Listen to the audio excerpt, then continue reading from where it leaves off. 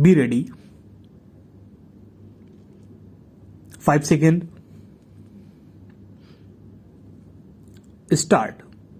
In according constitutional status to the Nagarpalika, we are but responding to the joint resolution passed by the Central Council of Local Self-Government and the All India Council of Mayors pleading for the conferment of constitutional status on the urban local bodies. Ministers, mayors and other elected representatives of the opposition parties, including political parties represented in this House today and those that have run away, were represented in these bodies, ranging from CPIM to the BJP and taking in much that lies in between. Official spokesmen of all these parties have again and again asked for constitutional recognition for the Nagarpalikas. As recently as in representation to the National Commission on Urbanization, the Calcutta Corporation, headed by a CPIM mayor, argued that a country wedded to grassroots level democracy must bless its local institution with a constitutional status. They went on to say that this bold initiative would become much more meaningful if the roles, functions, responsibilities and obligations of various levels of government are constitutionally defined. And I cannot resist quoting also their categorical conclusion, and that urban problems cannot be solved without giving local governments their rightful place in the country's constitutional framework itself. What has happened to change their minds? Let me phrase the question in a different way.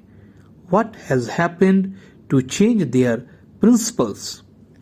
Is it that they are getting too used to the company of those with diametrically opposed ideologies and whose with no principle or ideology at all? We have heard the argument that there is no need for a constitutional amendment to bring democracy to the grassroots and endow power to the people. It has been argued that what is needed is political will.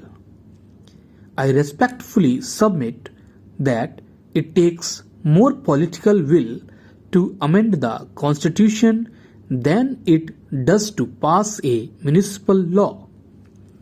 I would also respectfully submit that our constitutional amendment creates the necessary political will where that will does not exist.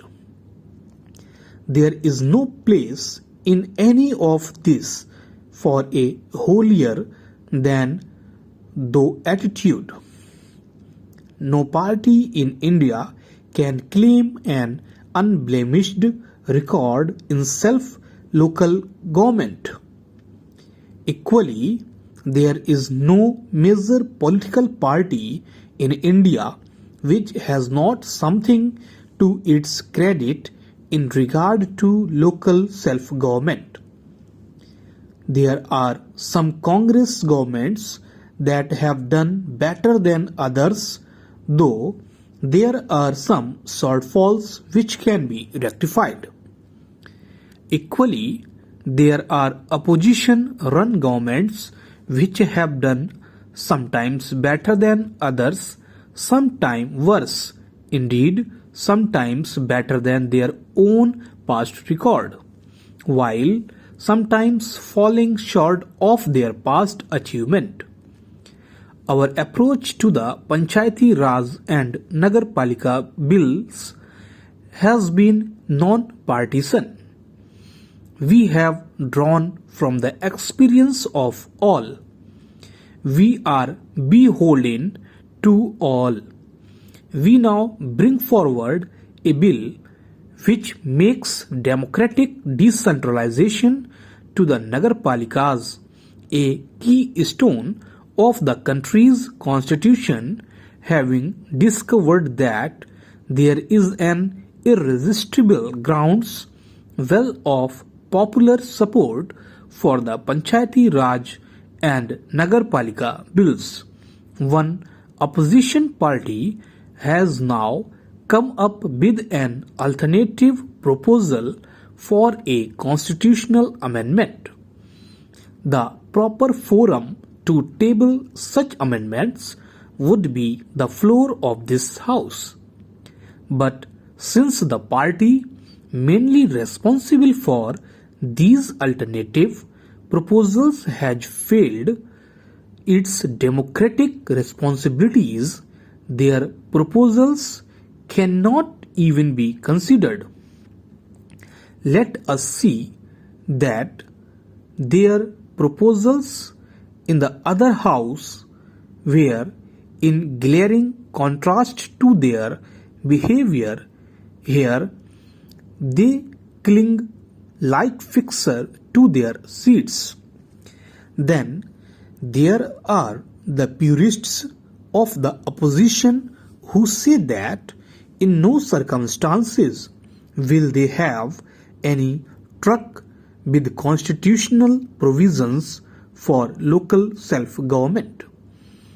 Their purity is, however, called into question when one discovers that as recently as at the February this year, a joint meeting of the Central Council for Local Government and the All India Council of Mayors, the delegations of the Telugu Desam government of Andhra Pradesh, the Left Front government in Kerala, and the Left Front government of West Bengal were all party to a resolution which demanded a constitutional amendment in relation to the Nagarpalikas.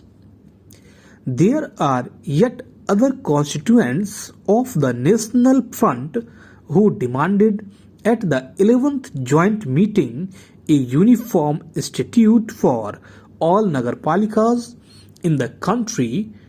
How can there be a uniform statute without a constitutional amendment? And even assuming for a moment that this is achieved by some legal debate, the essential differences between a constitutional amendment and a municipal statute remains. The consequences of a constitutional amendment cannot be retraced.